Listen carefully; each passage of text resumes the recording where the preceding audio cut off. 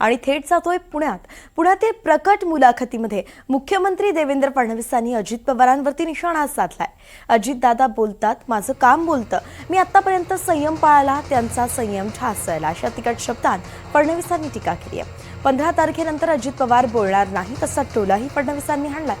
तर गेल्या काही दिवसांत अजित पवारांनी भाजप आणि फडणवीसांवरती टीका केली होती।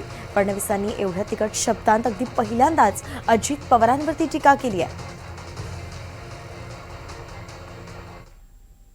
अजितदादा बोलतात, माझं काम बोलतं, अजितदादा बोलतात।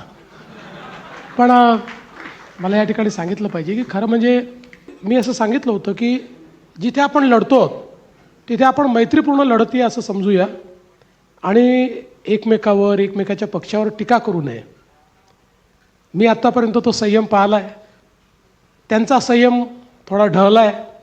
कदाचित निवडणुकीतली परिस्थिती पाहून दादांचा संयम जरा थोडासा कमी झालेला मला वाटतोय, त्यामुळे ते बोलतायत, पण 15 तारखेनंतर नाही बोलणार।